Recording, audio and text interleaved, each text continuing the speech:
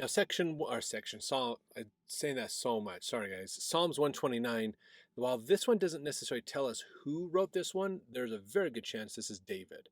If you look at the beginning of Psalms 124, it tells us that it was from David, and this one comes in with a writing style that is very similar to 124. So whoever wrote 124 probably wrote 129. And since we know David wrote 124, most likely David wrote 129 as well, because there's similar literary styles in here. So again, this is about being God taking care of his righteous people, basically. So verse 1, many a time have they afflicted me from my youth. May Israel now say. That's the same, similar, that may Israel now say, and then he's going to repeat it again in the next verse. Same as in 124. Many a time have they afflicted me from my youth, yet they have not prevailed against me. So again, people have bullied me, but they haven't won. I have always come out on top. I've always been successful at overcoming the challenges. Verse 3, the plowers plowed upon my back. They made long their furrows. Now, that might sound strange. Why would a plower plow on your back? What it's talking about is more, not so much, plowing on your back, but making you work hard.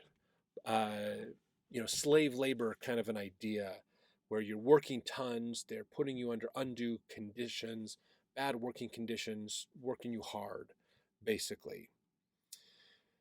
Verse 4, the Lord is righteous. He hath cut asunder the cords of the wicked. So these could be like the chains or cords that are binding you down of wickedness. The wicked trying to bind you down, God is cutting those to let you free. God frees you from sin and wickedness. Good point. Verse 5, let them all be confounded and turned back that hate Zion.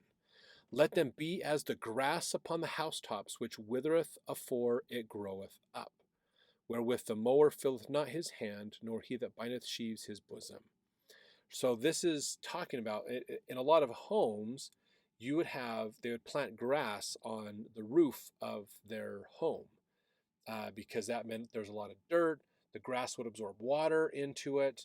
It would provide a cooling effect for your house as well because of the grass up there to keep the sun off, help with those insulation factors and things.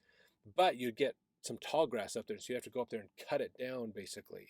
And so that's what he's talking about in here, is those who hate Zion, they're going to be cut down like the grass and gathered up, basically. Verse 8, neither do they which go by say, the blessing of the Lord be upon you. We bless you in the name of the Lord. So again, these are the people that are basically not wanting Zion. They don't want to give you the blessings of God. They don't believe in God, or they have different gods or other things. But they're antagonistic to righteousness, basically, is what's going on there. So easy to see that King David wrote this one out. It's very similar to 124. So let's jump over to 130 to continue forward.